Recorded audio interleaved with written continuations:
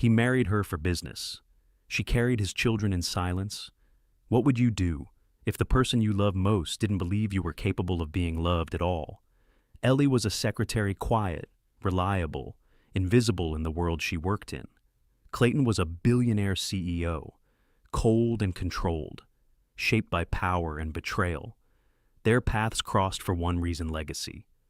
When Clayton asked her to marry him, it wasn't for love, it was to fulfill a condition in his father's will. 1 year, no strings, no feelings. But behind every carefully signed contract was a heart she had quietly given him long before he ever noticed her. Then came the impossible 2 pink lines, and the moment she needed him most, he turned away. Would you stay silent to protect someone's pride? Would you walk away, carrying a secret they were never brave enough to believe? This is not a fairy tale. It's a story about second chances, soft forgiveness, and the kind of love that grows not from passion, but from choosing each other every single day. If this story touches you, let us know in the comments, and don't forget to support the channel by subscribing. Now, let us tell you the story she'll one day tell her children. She had never imagined her name would ever appear on a marriage certificate beside her boss's. But when Clayton Redstone asked her to marry him, not for love, but for legacy, Ellie couldn't stop the ache in her chest, because this wasn't the first time she said yes, just the first time he asked. Eleanor Grace Whitmore. Ellie, to everyone who dared get close, had worked in the corner office of Redstone Industries for nearly 6 years. She was never late, never loud, and never anything other than reliable.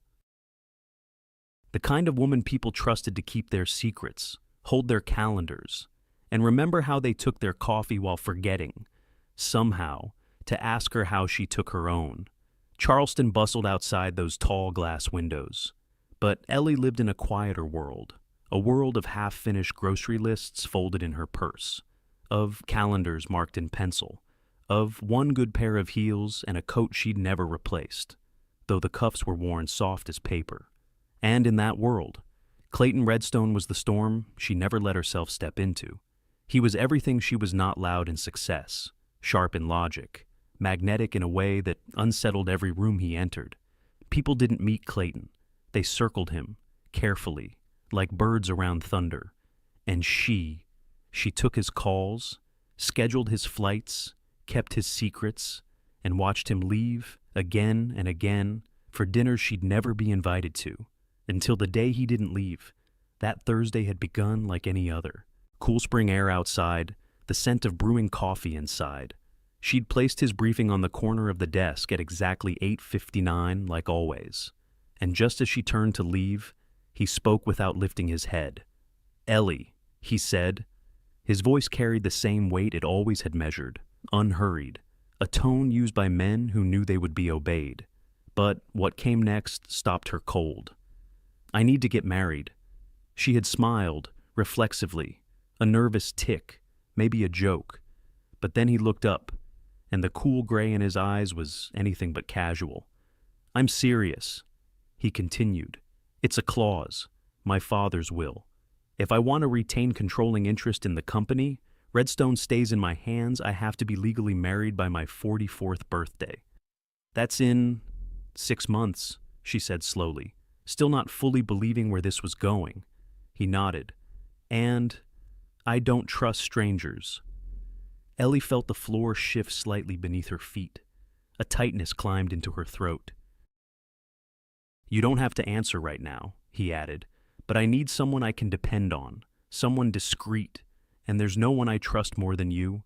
Her heart made a strange, traitorous sound, somewhere between hope and warning. That night, Ellie lay awake in her apartment, listening to the hum of the refrigerator and the ache of memory. Her last relationship had ended with silence and a half-packed box by the door. Love, she'd learned, was not something you gave lightly, especially not to someone who wouldn't know what to do with it. But this wasn't love, not on paper. Still, she remembered the way Clayton once paused when she handed him a cup of coffee, how his eyes had softened, just for a breath, or how his voice was quieter when he said her name. Ellie. Those things weren't promises, but they were something. And so, On a rainy Monday morning, she walked into his office in a navy blue dress and said, simply, "Yes." He didn't smile. He didn't reach for her hand. He just nodded and slid a folder across the desk. Inside a prenup, a confidentiality agreement, a checklist for the courthouse. There, in clean legalese, were the rules of their marriage: 12 months, no expectations, no public displays, no strings. Just long enough, he said, to keep Redstone intact, and that should have been the end of it, except for the pause the moment he looked away when she asked, "And after a year, we annul or divorce? Whatever's cleanest." His voice was steady, but his eyes found the window instead of hers. That night, Ellie packed her life into 2 suitcases and a duffel. She left her apartment key on the kitchen counter. The landlord could find someone new. She wouldn't be back. Outside, Charleston was thick with early spring air, warm and wet with promise. When she stepped from the cab in front of Redstone Manor, she hesitated. The house was stone and steel, old money draped in ivy and pride. It loomed not just large, but intentional. As if meant to remind you that you didn't belong here unless you were invited or born, Ellie tightened her grip on the handle of her suitcase. The gate creaked open. Somewhere behind those walls, a man waited, not for love, not for romance, but for a deal. And yet, her heart was not made of clauses and conditions. It was old-fashioned, foolish, even. It remembered how to ache. She took a breath, deep and shaking, and stepped inside. Not just the house, but his world. She hadn't just stepped into a house. She'd stepped into a life with a man who had no idea he'd already been loved, quietly, faithfully, for a very long time. In a house where silence spoke louder than affection. Ellie learned to measure love in the smallest gestures: a morning cup of coffee, a passing glance, an umbrella held in the rain. Redstone Manor was beautiful in a way that didn't ask to be loved. It simply stood cold, perfect, untouchable. A house built on pride and legacy, not warmth. It had witnessed wealth, power, and polished shoes walking across its marble floors for generations. But it had never been asked to hold tenderness, and neither had Clayton Redstone. The day Ellie moved in, a staff member handed her a printed household schedule: breakfast times, security codes, cleaning rotations, and then left her to find her own place inside it.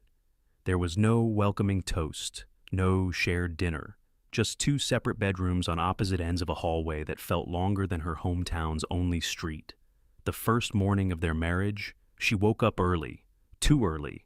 She wandered the house barefoot, her footsteps echoing through the hallways like apologies. At exactly 7 a.m., she found the kitchen and made his coffee. Black, 1 sugar. Just like always. She placed the mug exactly where he preferred it, at the corner of the marble island. Handle turned outward. Napkin folded beneath, then stepped aside. He entered right on cue, dressed, precise, unreadable. His eyes passed over her, then settled on the cup. "Thank you," he said, low and brief, before taking his first sip. That was it. No smile, no eye contact, but also no rejection. It was a beginning, however small. Each day followed the same muted pattern. Clayton worked late, ate alone. Ellie floated in the background like soft wallpaper, useful, quiet, easily overlooked. But Ellie noticed everything. She noticed how he always left the door slightly open when he showered, perhaps from habit, or maybe because silence unsettled him too. She noticed how he never turned on the TV in the evenings, preferring to read with a single lamp lit. She noticed how he paused when she entered the room, even if he never acknowledged it. And slowly, she began to learn the rhythm of his silences. There were different kinds. The kind that said, "I'm busy." The kind that whispered, "I don't know how to say this." And the kind that hovered, almost tender, like his heart was standing just behind a locked door. She never forced it open. Instead, she began showing up in ways that didn't make noise. Folding his scarf when the weather turned cold, refilling the kettle before bed, leaving fresh lemons by the sink because he liked them with his water in the morning. These weren't grand gestures, but they were hers, and slowly, she began to notice how he responded. He started drinking the tea she made without asking. He moved his meetings to earlier slots so they both returned home before dark. He started looking up when she entered a room. One day, as spring gave way to early summer, rain began falling fast and hard while she waited by the curb after a company charity event. She had refused a driver, preferring the walk.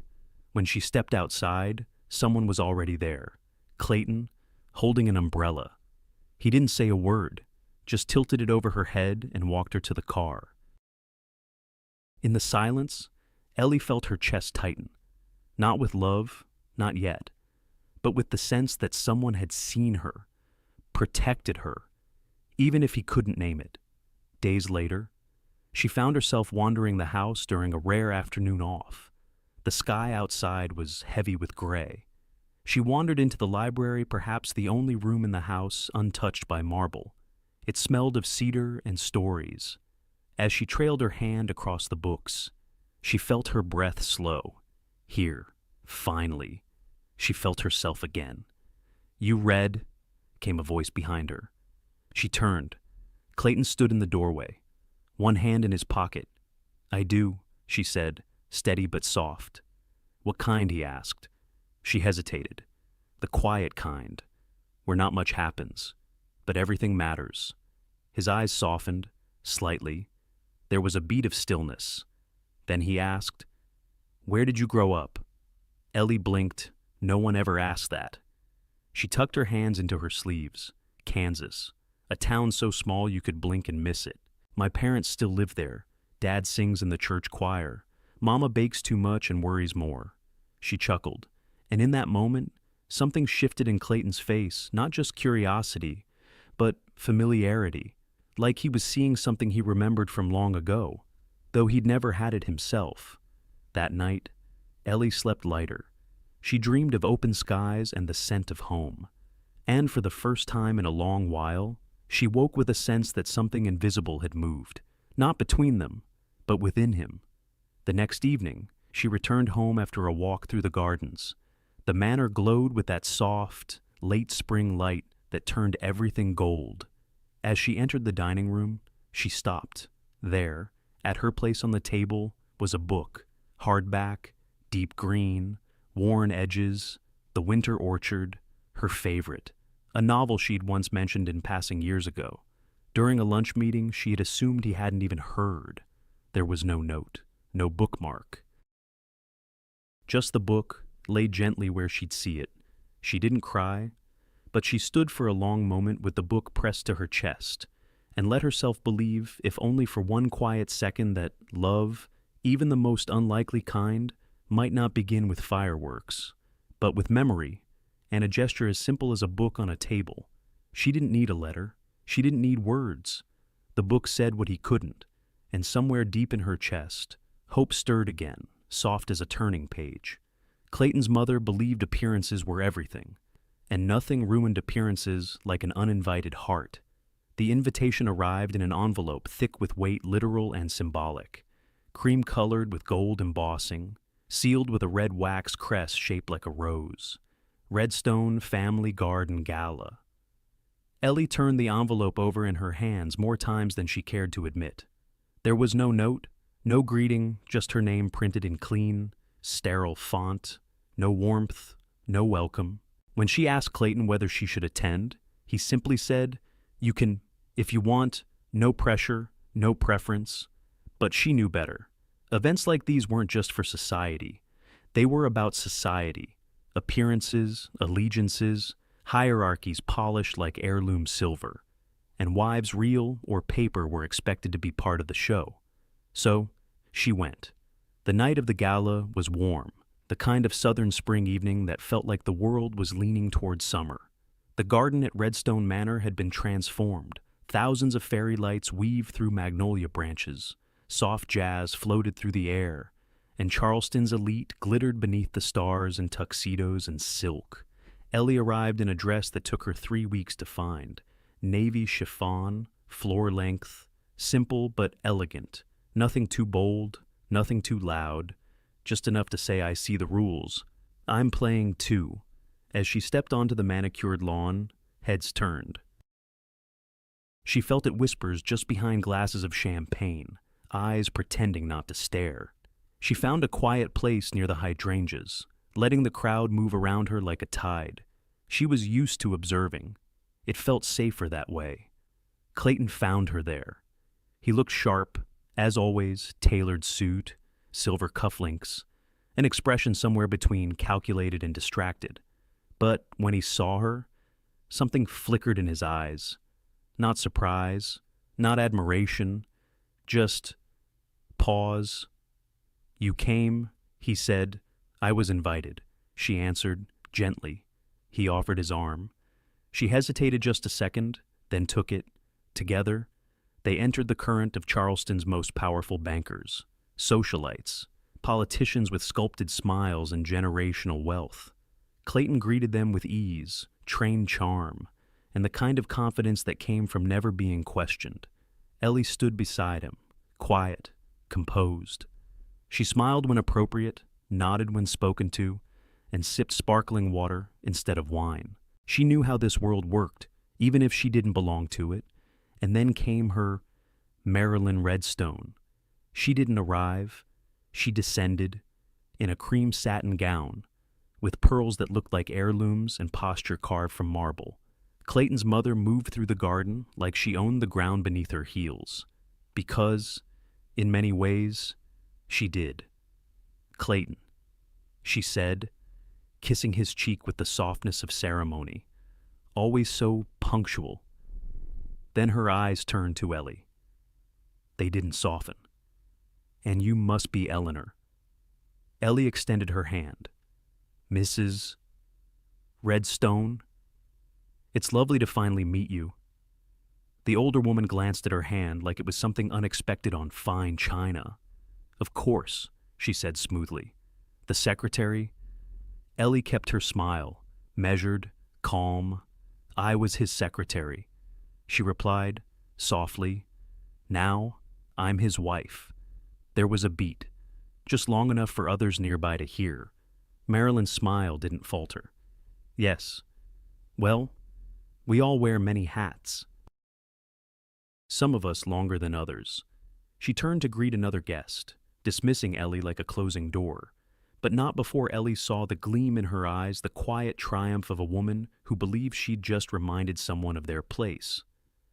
Ellie excused herself and walked toward the fountain at the center of the garden. She needed air, space, something that didn't speak in code. Her heart thudded not from pain, not exactly, but from restraint. She wasn't humiliated. She'd been underestimated before. She was just tired of being small to people who didn't know how much she carried. And then, without warning, a hand slid gently into hers. Clayton, not stiff, not formal, just present. He didn't speak, didn't smile, just stood beside her. His mother was watching. So was half the garden. She's my wife, he said clearly. Not loudly, but with enough weight that the words landed like a bell ringing through velvet. It wasn't dramatic, but it was enough. Ellie didn't look at him. She couldn't. Instead, she looked straight ahead and let the moment settle over them like dusk. His hand in hers wasn't warm, but it was real. He didn't let go, and neither did she. The rest of the evening passed in a blur of conversation and canapes. People were more polite after that. Not warmer, just more careful. Ellie noticed it. She saw the way some women tilted their heads in sympathy and others in silent challenge. But she didn't shrink. She stood straighter. After all, she hadn't married Clayton to become someone else. She'd married him knowing exactly who she was. And now, so did everyone else. When the last lantern dimmed and the music faded, Clayton walked her to the car. The ride home was quiet, but not hollow. Inside the manor, Ellie paused near the staircase, waiting for something. A word, a nod, anything. Clayton stood beside her, still holding his cufflink, as if unsure what to say. Finally, he met her eyes. "You handled that better than I would," he said. She nodded once. He turned and walked down the hallway, shoes silent on stone. Ellie remained, for a long time, not because she didn't know what to do next, but because, for the first time in weeks, it felt like her silence wasn't empty. It was earned. She climbed the stairs slowly, one hand grazing the banister. He hadn't apologized, he hadn't explained, but he'd held her hand, in public, in front of his mother, and somehow, that said more than words ever could. A sudden snowstorm trapped them in the manor, but what froze the world outside quietly melted something inside. It had begun as flurries light, almost playful. Charleston rarely saw snow, and when it came, it rarely stayed. Ellie had stood by the window that morning, coffee in hand, watching the flakes swirl like feathers across the slate-colored sky. By noon, the wind howled. By 3, the power flickered. By evening, it was gone. The manor dimmed into a hushed stillness. Generators kicked in for essentials heat. A few overhead lights, but the Wi-Fi failed. Cell towers stalled, and the great halls fell quiet as a church after midnight. Ellie stood in the hallway, wrapped in an old wool cardigan, staring at the heavy drapes rustling in the draft. The silence felt different now, less polished, more human. Clayton appeared near the stairwell, phone in hand.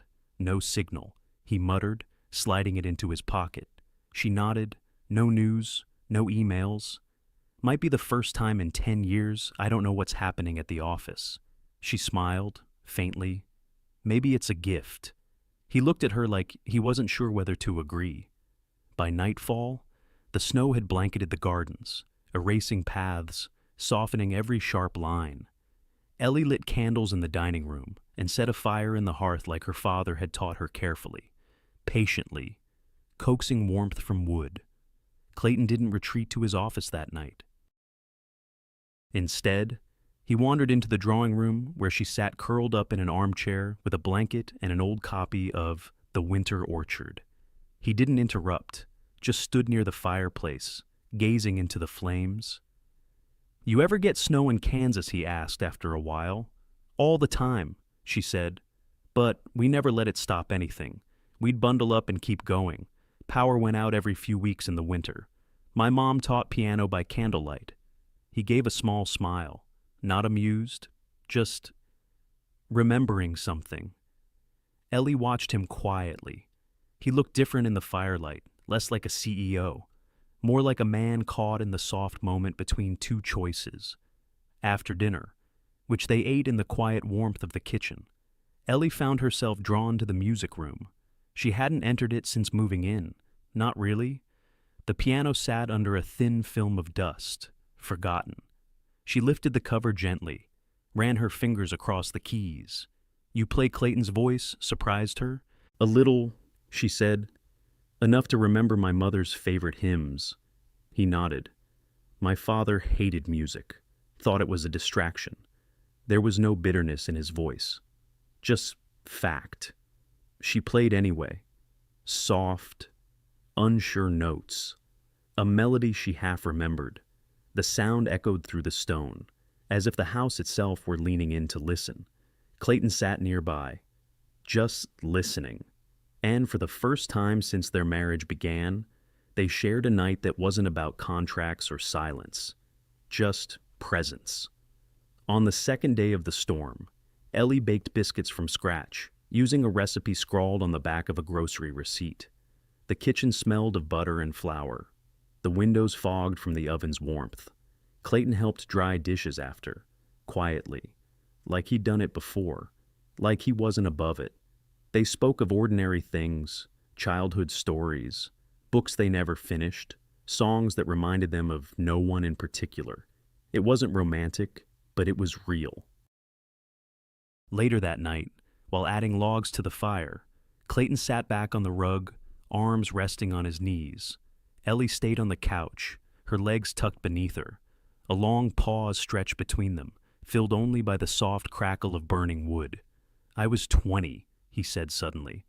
Just started working under my father, still trying to prove I was worth the last name. Ellie looked at him gently. He wasn't asking for pity. He was telling her something he hadn't said aloud in years.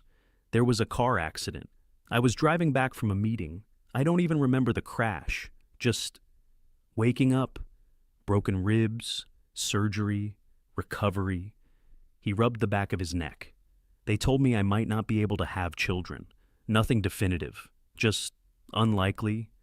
And my father, he was furious. Not about the accident, about the legacy. Ellie's heart clenched, not for the story itself, but for the way he told it, like a man who had built a life on pretending he didn't care. No one else knows, he added. Not even David. I just assumed it wasn't in the cards. Ellie didn't speak right away.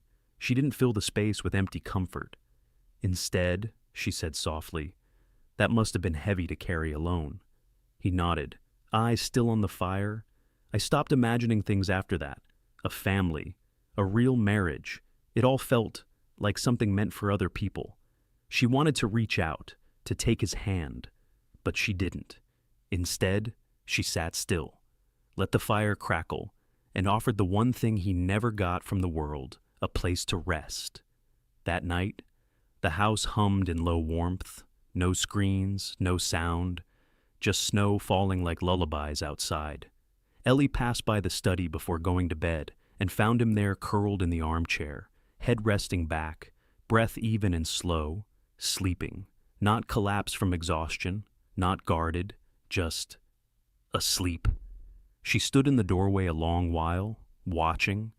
His face was softer in sleep, almost boyish. Like the man he might have been had the world not asked him to be something else. She didn't wake him. Instead, she pulled the blanket from the back of the couch and draped it over his shoulders. Then she turned off the light. For the first time, Ellie saw not the tycoon, not the name on the building, but the man beneath the weight. And deep inside her, something began to shift quietly, steadily, like snow melting into spring. It was just a routine doctor's visit until the nurse smiled and said, "Congratulations." Ellie hadn't even wanted to go. It was just to check up something she scheduled weeks ago, after a strange wave of nausea had knocked her sideways 3 mornings in a row. She chalked it up to stress, weather, too much coffee. But now, sitting in a softly lit room with beige walls and a faint scent of antiseptic, she felt like the world had tilted slightly beneath her chair. She blinked. "Excuse me," the nurse smiled kindly, tapping the corner of the screen. "Your test came back positive. You're about 6 weeks along." Ellie's breath caught in her throat. Pregnant. She felt like someone had taken a snow globe and shaken it violently. Memories, emotions, fears tumbling in a blur of swirling white. She left the office in a daze, barely noticing the spring drizzle beginning to fall. The world felt impossibly loud. Her footsteps echoed on the wet pavement, as if every step was a question she didn't yet know how to answer. Back at the manor, she sat in the window seat of the guest room, her favorite place on quiet mornings, and pressed her palm gently to her belly. She didn't feel anything, not yet, but something was there. A life, tiny, quiet, but real, a child, Clayton's child. The irony of it pierced her chest like a quiet laugh with no joy. He had told her clearly, painfully, that he didn't believe he could ever be a father, that his body wasn't made for it, that his life wasn't meant to hold something so fragile. And now, this, she wanted to feel joy.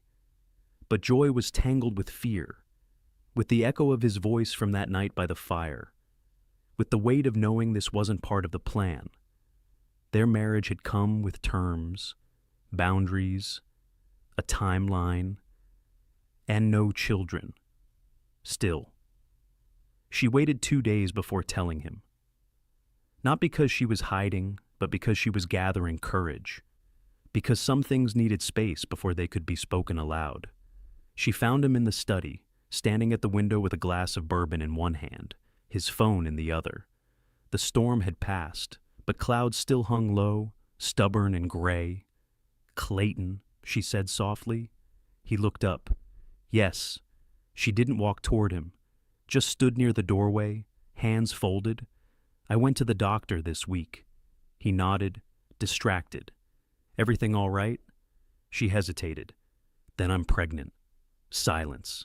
The word hung in the air like dust suspended in sunlight, visible, heavy, undeniable. He blinked once, then again. No, he said, not like a question, like a verdict. She felt her breath catch. It's true, she said. The test, I don't need a test. He cut in. His voice was sharper than she'd heard in months. I need the truth. Her heart sank, slowly, like something precious slipping beneath ice. I am telling you the truth. He set the glass down hard on the window ledge, the clink louder than it needed to be. You think I'll believe that's my child? His words were a whip, cold, precise. Ellie's throat tightened. She stared at him, searching for the man who had listened to her play piano, who had sat beside her during the snowstorm, who had reached for her hand in front of a garden full of strangers. But that man was gone now. All that stood before her was a fortress, stone and fury. You told me you couldn't, she began, her voice breaking. I told you it was unlikely. And now, 6 years you work for me, 6 months you live in my house. And suddenly, this... He didn't shout. He didn't need to. The venom was in the restraint. I never asked for this. He said, softer now. But somehow, the softness cut deeper. And I never gave you the impression that I wanted to be a father. Ellie took a slow breath. Her hands trembled. No, she whispered, you didn't. She turned, slowly, walked out of the study. Her steps were silent on the wood floors, but her pulse thundered in her ears. Upstairs, she didn't pack. There was no suitcase, no plan. She simply put on her coat, slipped her shoes on by the door, and stepped into the rain. It came down in sheets cold and relentless. But she didn't flinch. She walked past the front gate, past the hydrangeas now drooping with water, past the gravel path that had once felt like a bridge to something new. Tonight, it felt like an escape. There were no taxis at that hour, no umbrella. But she didn't care. All she carried was herself, and the small, flickering life growing quietly inside her. She didn't know where she was going. She just knew she couldn't stay. She didn't bring a bag. She didn't bring a plan, only a broken heart, a silent goodbye, and the quiet, fragile heartbeat of someone who had no idea they'd already been abandoned. There's something about returning to your childhood home. Everything looks smaller, but the pain somehow feels bigger. The gravel road that led to the Whitmore farmhouse was still uneven, full of old potholes and half-hearted repairs that had held through decades of Kansas storms. Ellie's boots crunched over the stones as she walked from the bus stop, suitcase in one hand, heart in pieces in the other. The house came into view slowly, as it always had, white clapboard siding, a sagging front porch, wind chimes singing off-key in the breeze. The garden was overgrown. The fence still leaned eastward like it never quite recovered from the tornado back in '92, and yet, it was home. Nancy Whitmore opened the door with a towel over one shoulder and flour on her hands. She didn't ask questions. She didn't need to. She just pulled Ellie into her arms and held her until her trembling stopped. That night, they sat at the kitchen table in near silence, sipping weak tea and watching the wind dance outside. Nancy placed a hand over her daughter's. You don't have to explain anything, she said gently. But you're not alone here. Ellie nodded, tears gathering behind her eyes like clouds that refused to burst. The days in Kansas passed in quiet, steady rhythms. Ellie fell back into old habits, waking at sunrise, feeding the chickens, weeding the overgrown rows of vegetables that once fed their family through lean winters. She slept in her childhood bedroom, now repainted a soft yellow, but still holding whispers of old posters and scrawled notes under the mattress. She folded tiny baby clothes at night, imagining what her children's laughter might sound like in the hallways where she once tiptoed after curfew. It was a life stripped bare of luxury, but full of something else, gentleness. Healing didn't come quickly, but it came. One morning, Nancy walked into the kitchen to find Ellie standing barefoot in the sunlight, humming as she stirred a pot of oatmeal. Her eyes were lighter, her shoulders less tense. "You look more like yourself," Nancy said. Ellie smiled. "I feel less like a ghost." At her second prenatal appointment in the small-town clinic, the nurse greeted her by name. The walls were painted sunflower yellow. There were magazines from last season on the table, and a crocheted baby blanket framed on the wall with a plaque beneath it, in memory of all our tiny miracles. Ellie lay on the exam table, heart fluttering beneath her ribs. "You're further along than we thought," the doctor said kindly, pressing the wand gently across her belly. The room was quiet, but for the whoosh of static. Then thump, thump, thump, thump, thump, thump. A heartbeat, then another, two distinct rhythms, like a song meant for a duet. Ellie stared at the monitor, then at the doctor. "Is that—" "Yes," he said, smiling. "Twins." She laughed short and breathless, then covered her mouth as tears spilled out. Two, not just one, not just a surprise, but a miracle. Multiplied. Her mother cried when she heard. Cried in the way women do when they've held too many quiet griefs of their own. Then she went straight to the attic and brought down the old wooden cradle Ellie had slept in as a baby.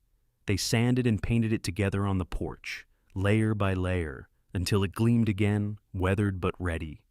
Each night, Ellie wrote in a small journal, not to herself, not even to the babies, but to the version of herself she hoped to become. "You are not broken," she wrote. "You are blooming in unfamiliar soil." Back in Charleston. Clayton sat behind his desk, untouched paperwork stacked in uneven piles. His eyes were sunken, jaw tighter than usual. He hadn't heard from Ellie since the night she left. No texts, no calls. At first, he thought it was temporary. Then, he told himself she needed space. Then, silence turned into weeks. David walked in that morning, hesitant. "I wasn't sure whether to tell you," he said, sliding an envelope across the desk. "But I thought you should know." Inside was a photograph, blurry, clearly taken on a phone through a clinic hallway window. Ellie, sitting on an exam table, one hand on her stomach, and beside it, a printed note. Whitmore, Billionaire, 12-week twin gestation. Clayton stared at it for a long time, long enough for the truth to catch up to the lie he'd told himself. He hadn't just hurt her. He'd abandoned her, and now, somewhere across the country, the woman who once sat beside him in silence was growing not one, but two lives without him. He held the photo in trembling hands, staring not at the clinic logo, not at the doctor's note, but at the woman who once stood beside him without asking for anything, and now carried everything he never knew he wanted. In the attic of the manor, beneath dust and years of silence, lay a letter never meant to be found. David hadn't planned to go into the attic. He was looking for old boardroom files, something left over from the Redstone estate audit, but the narrow pull-down stairs creaked with a sort of invitation, and curiosity led him up into a space thick with cobwebs and forgotten years. The attic smelled of cedar and old paper. Sunlight filtered through a single round window, illuminating stacks of boxes labeled in fading ink. Clayton, high school, Maryland, social, estate, 1986, 1990. One trunk sat in the corner, locked but not latched, ornate, brass-edged, the kind of chest built to hold secrets. Inside, atop a folded American flag and a set of cufflinks, sat a thick envelope. The handwriting was unmistakable. James Redstone. David hesitated. He wasn't one to pry. But something about the envelope heavy, sealed with wax, yet clearly addressed to no one felt urgent. He opened it. Inside was a letter, dated over 20 years ago, written in the unsteady scrawl of a man nearing the end of his life. And it began, "To the son I never learned how to love properly." David read the entire thing in silence, his breath growing tighter with each line. The truth spilled out in sentences that trembled with regret. James had known Clayton was capable of fatherhood, but Marilyn had insisted on controlling the future. She had paid a doctor discreetly, efficiently to deliver a diagnosis that would close off the possibility. No children, no risk. No distractions from the Redstone Empire. Your mother wanted to preserve the name, but not the man. At the end of the letter was a line David couldn't stop rereading. If you ever find someone who softens the edges you've spent your life sharpening, don't let her go. Even if I never said it, I wanted more for you than what I taught you to be. David stood still for a long time, the letter trembling slightly in his hand. Then he folded it carefully, tucked it into his coat, and went to find Clayton. Clayton was in the garden. He had been spending more time outside lately, not pruning, not planting, just standing, watching the trees sway in the wind as if they might reveal something he couldn't name. David didn't say a word at first, just handed him the letter. Clayton read it slowly, once, then again. Then he sat down on the stone bench like his body had forgotten how to hold itself up. The world tilted. He remembered that doctor's visit, how clinical it had felt, how quickly the words were spoken, how little emotion was in the room. He had accepted it as truth. He'd built his life around it, armor made of silence. And it had all been false. His fists clenched, not in rage, but in something more dangerous: disbelief. His mother, his father, the entire foundation of his legacy, built on manipulation, control. He thought of Ellie, of the night she stood before him, trembling but brave, and told him the one thing he'd never allowed himself to hope for, and how he'd thrown it back at her like an accusation. Shame wrapped around his chest like a tightening rope. "She left carrying my children," he whispered, "and I made her believe she had to." David didn't answer. There was nothing to say. That night, Clayton climbed the attic stairs himself. He sat there for hours, reading every other note in the trunk, old letters, birthday cards. A sealed envelope marked, "To be opened on Clayton's 40th. It was dated the day of his 40th birthday, the day Ellie had made him lemon cake and left it outside his door, untouched. Inside was a simple letter. "You don't have to be me. In fact, I pray you won't be. Let yourself love, even if it scares you, especially if it scares you." Clayton held the letter to his chest and wept. Real, broken tears that came from a place he hadn't touched in decades. Then he stood, walked to his father's old desk, and opened the drawer no one ever used. Inside was a small velvet box. He had seen it before. Once, a ring. Simple. Gold. Understated. Timeless. He took it without hesitation. The next morning, he left before dawn. He didn't tell anyone where he was going. The Kansas sky stretched wide above him, endless and humbling. The dirt roads led him past fields of wheat and weathered barns, through a town where no one recognized the name Redstone. He pulled into the gravel drive of the Whitmore farmhouse just as the sun began to dip behind the trees. The house was quiet, painted white, front porch lined with potted marigolds. He stepped out of the car, heart pounding. No boardroom had ever made him this nervous. He climbed the steps slowly, knocked once. Then the door opened. Ellie stood there, framed by the soft porch light, wearing a loose sweater and jeans dusted with flour. Her eyes widened, but she didn't speak. His gaze dropped to her belly round now, unmistakably carrying not just one life, but two. Her hand rested gently over it, protective, instinctual. He swallowed hard. "I found the letter," he said, "from my father, about the lie." Still, she didn't speak, but she didn't close the door, either. He took a breath.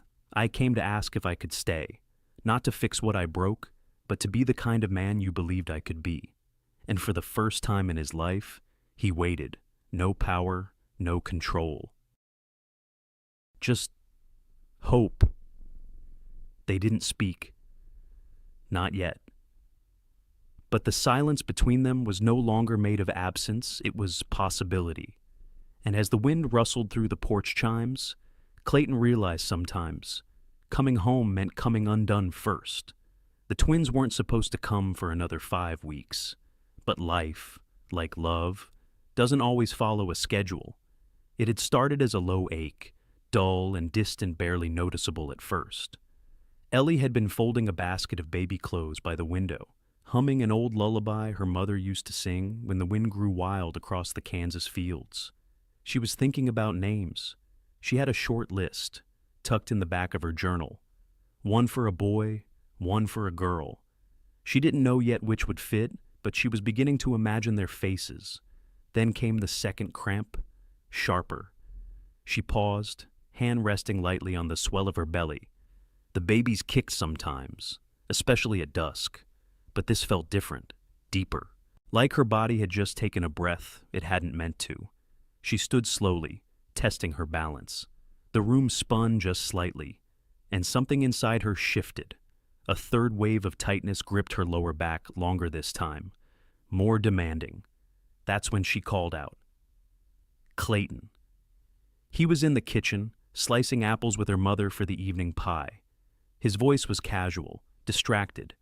Did you want tea? Or she didn't answer, because by then, she was gripping the side of the doorway, breath shallow, eyes wide. He dropped the knife and reached her in seconds. Ellie, what's wrong, I think? I think it's time, she whispered, voice trembling. Too early. But Clayton, I think they're coming.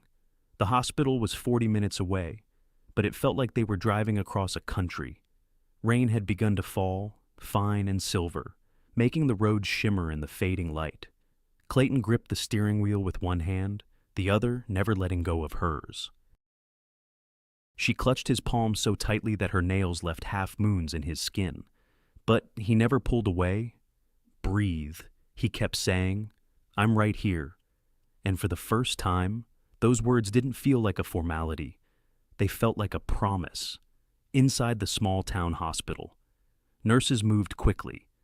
Ellie was rushed into a room, monitors hooked up, machines humming. You're 5 centimeters, one of them said, calm but urgent. They're on their way. Mama. Clayton was given scrubs, gloves, a mask, but nothing prepared him for the way time warped inside that room, the way hours became minutes, and every second was a lifetime. Ellie was magnificent, not in a cinematic, glowing kind of way, but in the real way that women become warriors when life demands it. Her hair stuck to her forehead, her hands trembled, and she cried out when the pain rose like fire. But she did not waver. Not once. Clayton stood at her side the entire time, wiping sweat from her brow, whispering what little he could find of himself to offer. I'm sorry, he said once, voice cracking. I should have believed you. Ellie didn't answer. She just nodded, tears sliding down the curve of her cheek. And then a sound, high, urgent, undeniable, a cry. The doctor lifted a tiny, wriggling body into the air. It's a boy. Clayton didn't realize he was holding his breath until it came out in a ragged sob. The nurse placed the newborn in his arms, and something ancient, something primal, broke loose in him. He stared at the boy's face. His skin was red, his fists clenched, but those eyes, gray, storm gray, exactly like his own. Clayton pressed his lips to the boy's forehead, holding him like something holy, and he wept, not from shock, not from fear, but from the ache of all the time he'd spent believing he would never get this moment. Ellie watched him, her face pale from exertion, but shining with something far deeper. Love, forgiveness, exhaustion laced with grace. And just as the nurse turned to check the monitors again, a second cry broke the quiet, thinner, softer, delicate, like a bell in winter. Clayton looked up. Number 2's ready, the doctor said with a grin. A moment later, the tiniest baby he had ever seen was in the nurse's arms. A girl, came the announcement. Clayton blinked, stunned. 2 children, 1 moment, his world, turned inside out and wide open. Ellie reached for her, trembling. The nurse placed the baby gently on her chest. She was so small, barely bigger than a loaf of bread, but her lungs were strong. She's fierce, Ellie whispered, like your mother, but I pray she has your heart.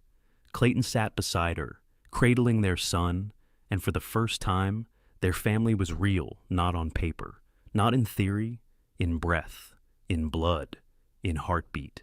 They sat like that for a long time, no words, just quiet, just awe. Then a nurse returned with a clipboard and paused beside Clayton. "You have a daughter too," she said gently. "Would you like to hold her?" He turned to Ellie. She nodded, eyes heavy but warm, with reverent hands. He took the girl from her arms.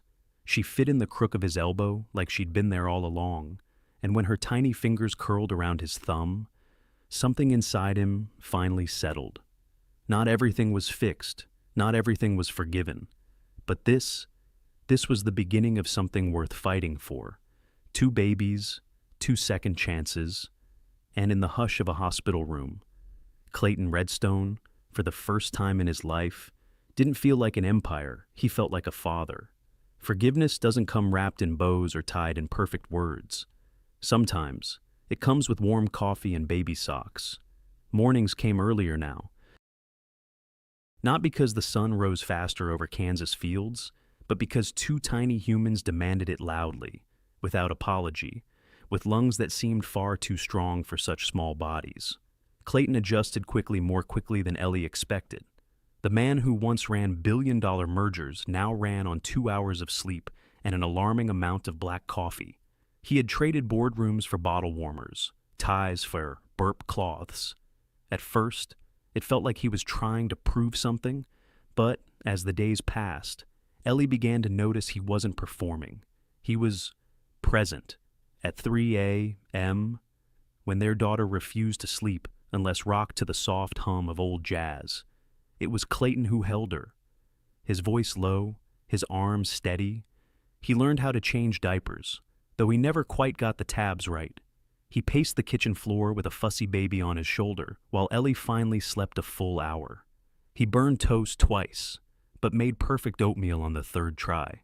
He didn't talk much about what happened before, neither did Ellie, but forgiveness crept in, not as a thunderclap, but as a warm mug set beside her elbow when she looked too tired to ask, as a shared glance when the twins giggled at nothing, as hands meeting in the crib, adjusting a blanket together in silence. There were hard days, days when Ellie wondered if trust could truly rebuild from ruins. But then there were moments, little ones, like when Clayton whispered, "You've got this," during a rough feeding, or when he kissed the top of her head after she fell asleep on the couch with a baby on each side. Ellie hadn't forgotten the pain, but she had stopped holding it so tightly. And that, she realized, was the beginning of something new. One crisp Saturday, Clayton left early without a word. Ellie found a note on the counter, back by lunch. "Be good to your grandma. Kids." She laughed, half amused, half curious. He drove 3 hours straight to Charleston. Straight to the house he once called home, the manor that now felt more like a monument than a memory. Marilyn Redstone opened the door with perfect posture and unreadable eyes. "Clayton," she said, no hug, no warmth, just formality. He stepped inside anyway. The air smelled of lemon polish and distance. She led him to the sitting room, poured tea she knew he wouldn't drink. "I assume this is about her." He looked at his mother, truly looked. She had grown smaller, not in stature, but in presence, like power no longer clung to her. "I'm not here to fight," he said softly. She blinked. "I came to tell you I know what you did. About the doctor, the lie." Silence. Marilyn's eyes narrowed, just slightly. It was a long time ago, and it nearly cost me everything that matters. She set the teacup down with a quiet clink. Clayton leaned forward, elbows on knees. "You spent your life building an empire, but I want something else." A pause. Then, "Gently I choose them." Her breath caught, but she didn't argue. He stood, placing a single envelope on the table. Inside a photo of the twins, swaddled in matching blankets. No names, just faces. "I won't keep them from you, but you'll come to them on our terms. If you choose to." Then he left, and for the first time in his life, he didn't look back. That night, Ellie found him on the porch, rocking slowly in the chair her father had built long before her first heartbreak. He was holding something in his lap, a leather-bound book, worn but new. She sat beside him, arms crossed gently over her chest. The babies were finally asleep. Without speaking, he handed it to her. She opened it. Inside were photographs, hundreds of them. Grainy, zoomed in, some slightly out of focus. Ellie at the farmer's market in her second trimester. Ellie on the porch with her mother, smiling at a baby onesie. Ellie in the hospital, caught in the hallway light just before delivery. Tears welled in her eyes. I asked David to keep me updated. He said, voice low. I didn't want to intrude, but I couldn't stay away entirely. She flipped the page, a sonogram, then a shot of her hand resting on her belly, sunlight streaming through the curtains. I know I wasn't there, he added, not when it mattered most. But I was watching, hoping, wishing I'd been braver. She ran her hand over the page, the edges trembling. Then she closed the book, held it to her chest, and looked at him not with accusation, but with something quieter, deeper. You don't get to rewrite what happened, she said gently. I know, but you do get to help write what comes next. He nodded, and for the first time, Ellie didn't feel like she was standing alone at the edge of a storm. She felt seen, held, chosen. As the stars blinked into the Kansas sky, Clayton reached over, took her hand not to lead, not to convince, but simply to walk beside her. And for the first time in a long time, they both kept pace. Tell me a story, Mama, the little boy asked. Ellie smiled, because she had one, a real one, not from a book, not from make-believe, but from the quiet corners of her heart. The cottage sat on the edge of a lake just outside of town, framed by cottonwood trees and summer wind. 2 years had passed, but the memories of Charleston, of courtrooms and contracts and clipped conversations, felt like a distant dream. Their new home had no gates, no marble, no guards at the door, only wind chimes on the porch and muddy footprints by the back steps. Inside, life had softened. The twins, now 2 years old, were a blur of giggles, scraped knees, and endless questions. Their son, Jacob, was bold and observant. Their daughter, Grace, quieter but fearless, always reaching for butterflies or her father's shoelaces. And Ellie had learned to laugh again. Not just polite laughter, but deep, belly-full laughter that shook loose the fear lodged in her ribs for years. She had gone from secretary to mother, from quiet to clear, from watching life pass to living it. That night, Jacob tugged at her sleeve as she tucked him into bed. Tell me a story, Mama, not from the books, one that's true. She brushed a curl from his forehead. All right, she said, settling beside him. Once upon a time, there was a girl who worked in a tall, cold building where no one really smiled. Jacob's eyes widened. She was quiet. She answered phones. She wore the same shoes every Monday, and she never, ever imagined her name would one day be next to her boss's on a marriage certificate. He gasped. She married her boss. She smiled. She did, but not for love, not at first. Clayton stood quietly in the doorway, arms crossed, watching them. She married him because he needed help, because he was about to lose something very important. And even though he didn't say it, she loved him. She always had. Jacob snuggled into the blanket. Ellie continued, her voice softer now. And the boss. He didn't believe he could ever be a father, because someone once told him he couldn't, someone he trusted. At that, Clayton's gaze dropped to the floor, but the truth found its way out. Ellie said, gently, like it always does. And when it did, he realized he'd already lost the most important thing in his life. She glanced toward the doorway, but life gave him a second chance. Jacob blinked slowly. Did he take it? Ellie's voice caught, just slightly. Yes, she said. He did. Later, After both children were asleep, Ellie stepped onto the porch. The lake shimmered under moonlight. Crickets sang from the tall grass. She wrapped a blanket around her shoulders and waited. Clayton joined her, 2 mugs of tea in hand. They sat in silence for a while, letting the evening breathe between them. "You told them the story," he said eventually. "I did. And did you tell them how it ended?" She looked at him, her eyes warm. "I told them it's still being written." He reached for her hand, and then, quietly, she placed it over her stomach. He froze. "What?" She nodded, just once. A tear slipped down her cheek, not from fear, not from shock, but from the quiet beauty of a life growing again, where once there had been only ruin. "We're having another," she whispered. Clayton inhaled deeply, blinking hard. "Another chance?" he asked, voice trembling. "No," she said. "Another beginning." He kissed her then, slowly, not like a grand gesture, but like a thank you, like a vow he didn't need to speak anymore. They didn't fall in love all at once, but they stayed, and that made all the difference. In Charleston, Marilyn Redstone sat alone in the drawing room of her estate, a photo on her lap. 2 toddlers, sitting in a field of dandelions. A third on the way. No letter accompanied it, just a postmark and the family name, Redstone Whitmore. She smiled. It was small, almost unnoticeable, but it was real, and that was enough. Back by the lake, Clayton finished building a small wooden swing on the front tree, just wide enough for 2.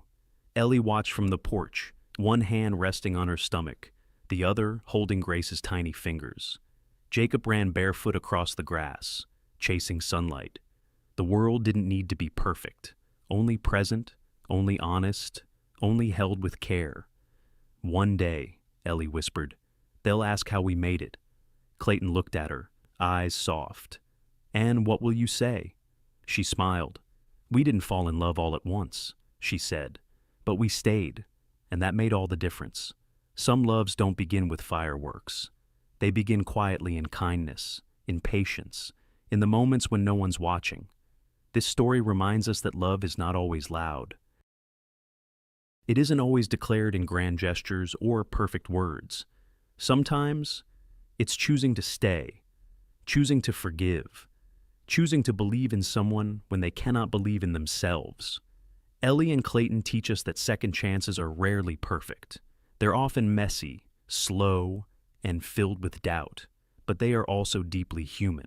And when nurtured with grace, they bloom into something lasting. For anyone who's been hurt, who's had to start over, or who has loved someone who didn't yet know how to love, in return, this story is for you. It's a reminder that healing takes time, trust takes work, and that the greatest love stories are often not the ones that begin perfectly, but the ones that are rebuilt, piece by piece, after being broken.